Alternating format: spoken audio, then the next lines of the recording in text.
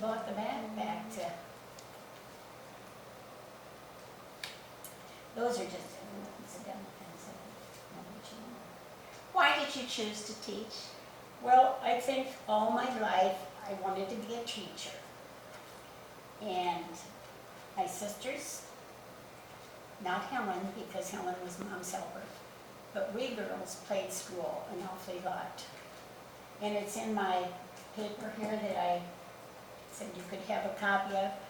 I said we played school, we made worksheets for our dolls.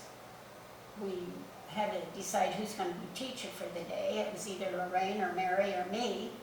And we'd even get our pets and make them sit still. No wonder you were a good disciplinarian. But we played school so much. It was just a thing that we did. You know, we were on the farm. We didn't have bikes. We didn't have all the things that kids, we didn't have a TV. You didn't have any of that. So playing school was our favorite thing to do. And then you had Helen teaching, and she'd come home with her stories from school, you know. Up until that time, I didn't know if I wanted to be a nurse or a teacher, but I think it was Helen's coming home with her stories that really made me think I wanted to be a teacher too.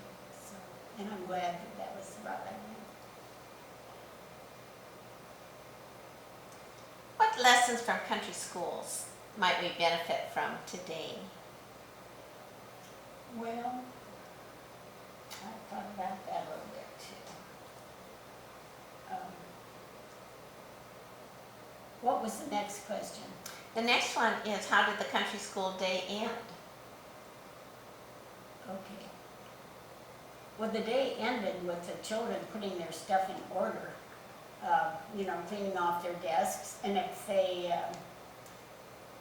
make sure that they had their wraps on, if it was winter time, make sure that they had their boots on and coats buttoned up, because they had to walk home and you wanted to make sure that they were dressed. You know, some of the little ones sometimes needed supervision with that. I don't think I ever kept them to do any janitor work ever. They had to get their lunch pails, get ready to go.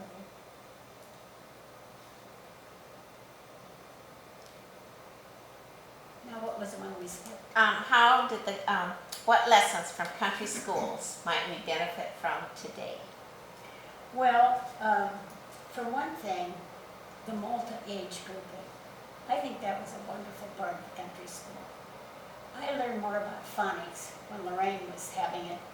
I was probably a fourth grader, but I was so intrigued with her phonics lesson up there in front of the room, you know.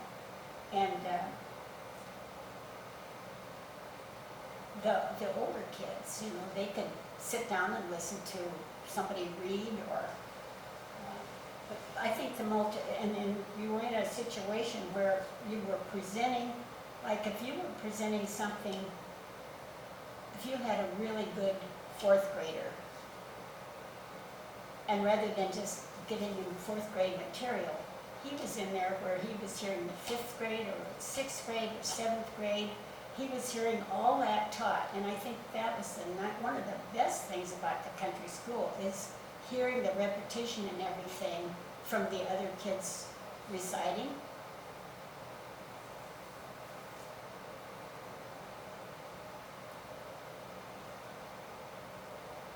And the little ones, by the same token, you know, they'd hear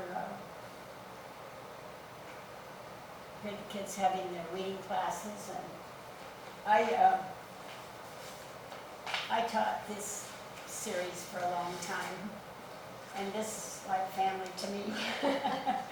And I was on the board. The Iowa City District was looking at changing their reading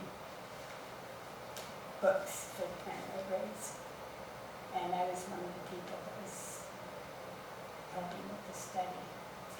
And I had teachers saying, well, they wanted to get rid of this Scott Forsman. The kids are so bored with it. They hear Sally, Dick, and Jane, Sally, Dick, and Jane.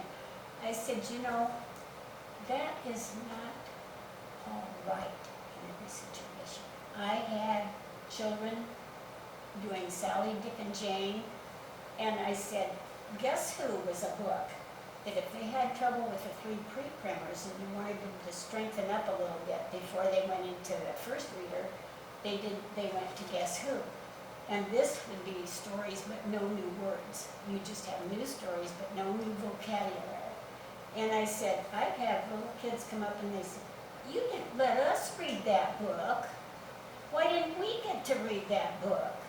And I said, well, you know, sometimes you want to tell them, you know, that these children need a little more practice. I just said, well, sometimes I have these books and I just think somebody really should be using these, and I just think if they don't read out this book for a while, this is Sally, Dick, and Jane.